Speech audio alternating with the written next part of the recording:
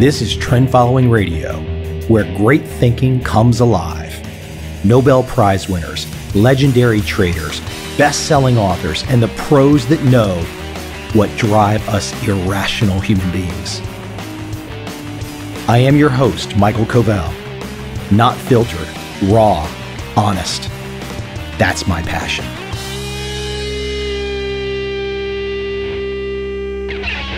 Six days round trip.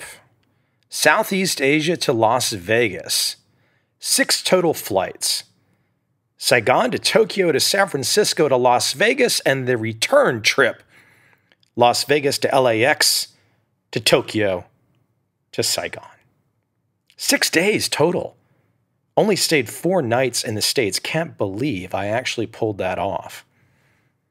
And I'm not sure exactly how I avoided jet lag on both ends. Crazy, crazy, crazy. Off to Vegas for a speech.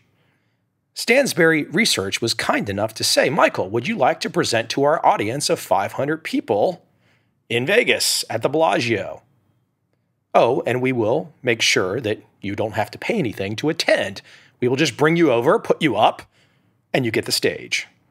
Now, of course, I have to go for anyone that offers me that type of deal. I've been doing that basically for well over a decade. I love it. I love getting the chance to interact with people, to sit down, to have chats, to find out about their stories. Now, I'm sure for some people in the audience that hear the word Stansberry, they might have a certain understanding or a certain view. And perhaps I was like those people many years ago too. Stansberry Research is a newsletter company, financial newsletters. Some people like these, some people don't.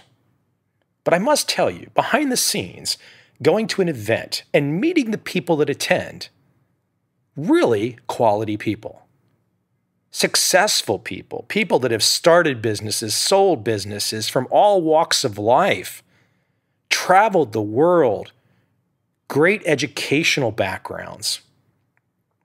Every time I am around these types of people, I learn something. I feel fortunate. I feel lucky. So if you ever do have that thought when you hear about a financial newsletter, if you feel something perhaps that's not positive, I can just tell you behind the scenes, it's a little bit different. Financial newsletters are a combination of insights, advice, and entertainment.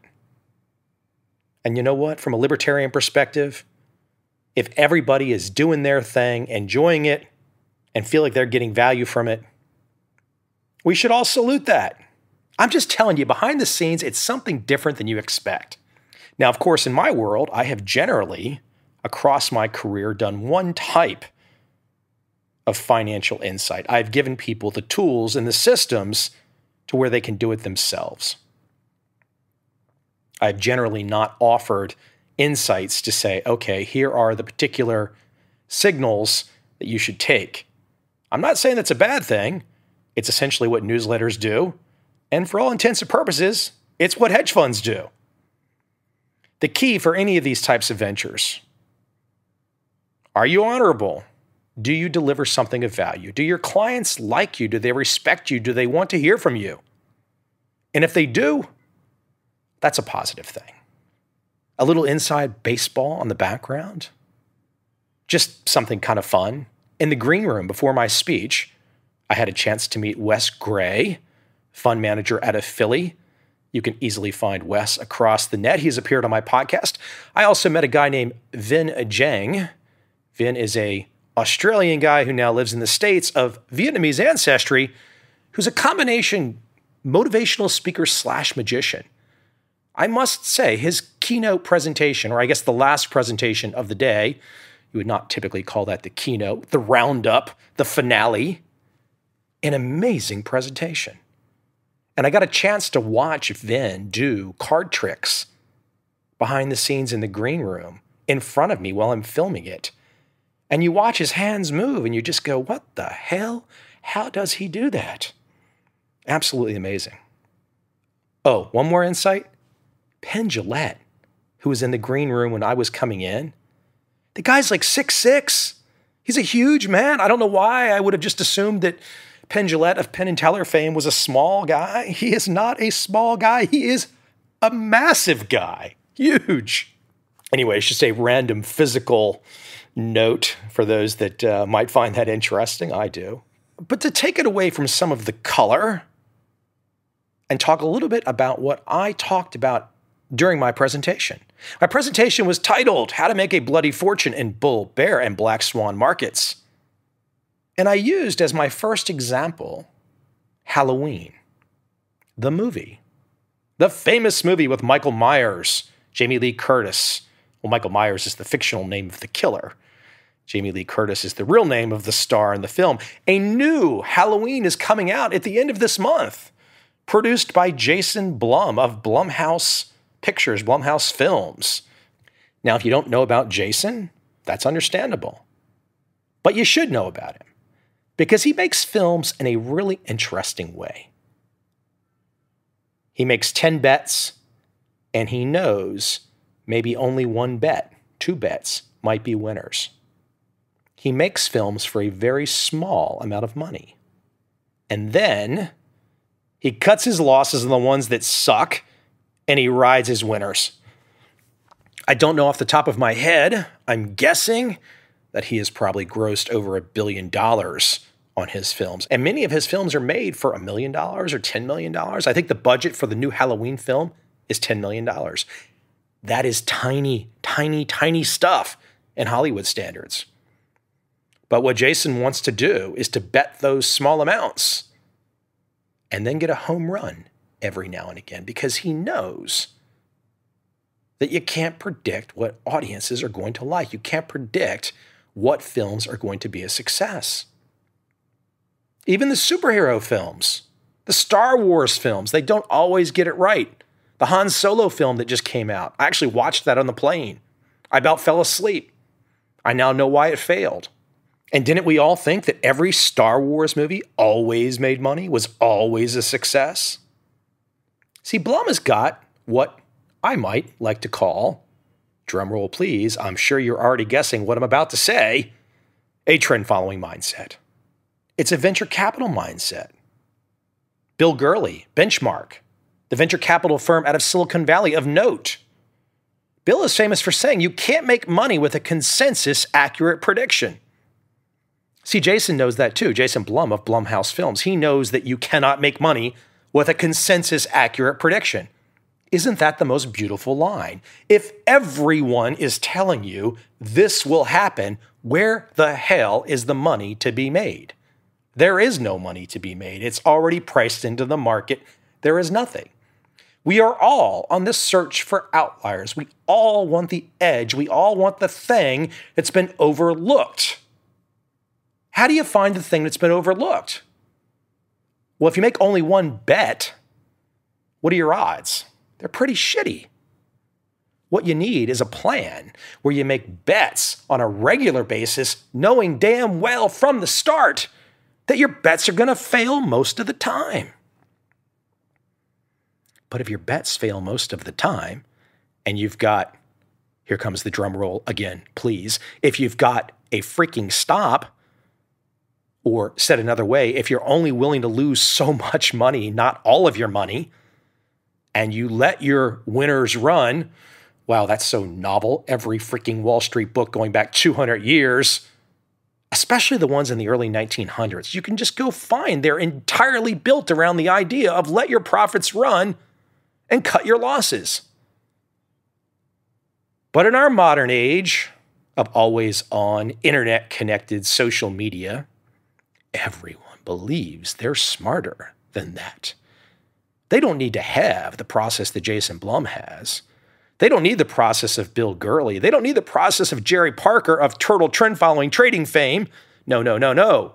They're so smart they can just pick the one fucking thing and they win magically. How the hell did so many people come up with the idea that all you need is one pick and you're going to be right? When all the smart people that I'm talking about right now have clearly figured out that doesn't work. Look, this starts at the ground level. It starts in the schools, it starts in grade school, high school, and college. We are not teaching people how to think. We're not teaching people how to find the best thinkers. We are teaching people to be absolutely fucking pathetic robots that just follow orders. Now, some of you who have never heard this podcast have probably, perhaps, just heard the word fucking and thought this guy Covel, I can't listen to him. He's crude. He's vulgar. His mouth. He needs soap in his mouth. Oh, come on, man. Shut the fuck up and grow up. Come on. I have to laugh myself, but in all seriousness, I played baseball. I've got a rough tongue. These things happen. Yes, I'm not always proud of the fact that I might curse. I did not curse in my presentation in Las Vegas. Absolutely not. Now, sometimes I actually think I have slipped up in public. But what am I really driving at? I'm driving at get to what's important. And once you find out what is important, which is cut your freaking losses, let your winners run, then focus on that. Let me play a clip from Daniel Kahneman, the famed Nobel Prize-winning psychologist.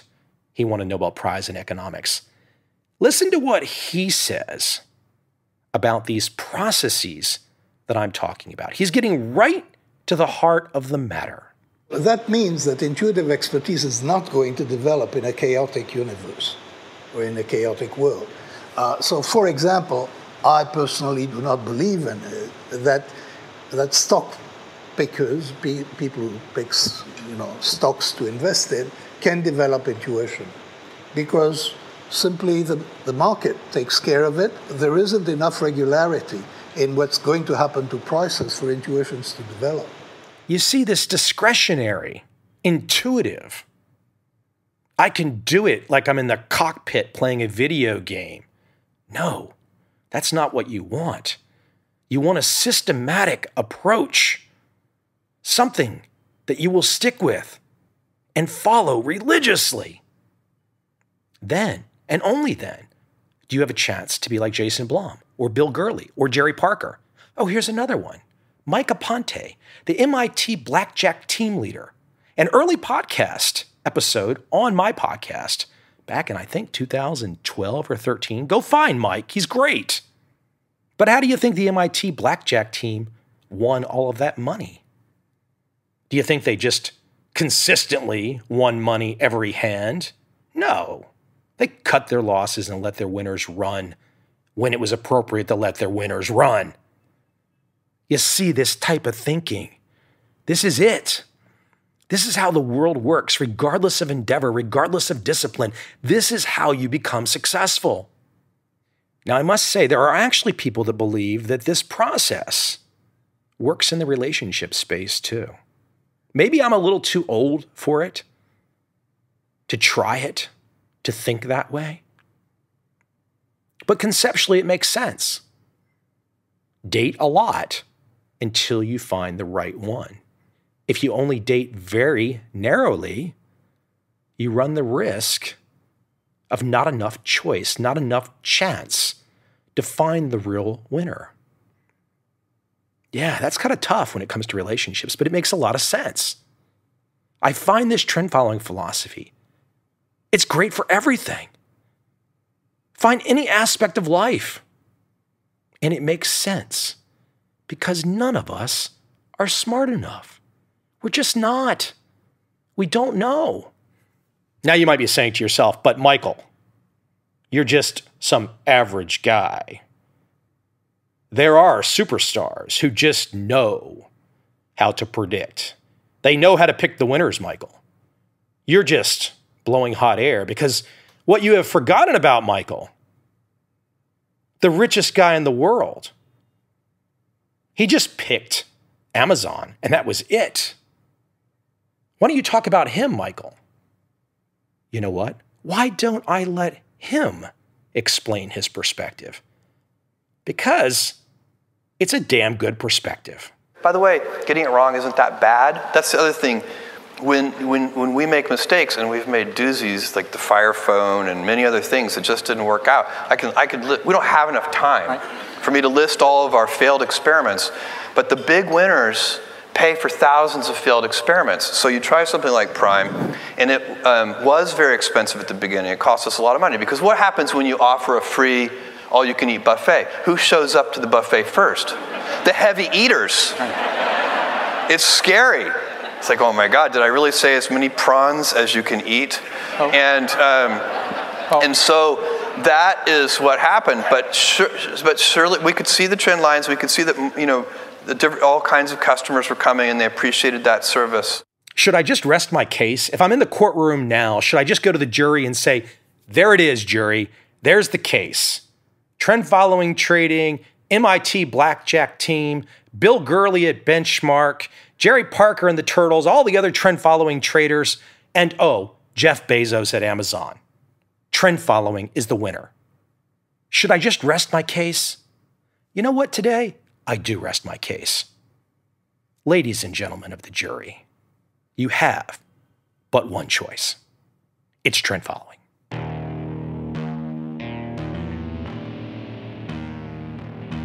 I see a time when those awake will understand how to make money in up, down, and surprise markets. Whether new trader or experienced, college student or financial advisor, protecting against a crash or just trying to make a lot of money, trend following offers everyone an answer in uncertain times. To get started immediately, send me an email, michael@covel.com. I will send you the right trend following steps to take along with my free video. But if you want to buy and hold, trust the government and trust Wall Street, this is absolutely not for you.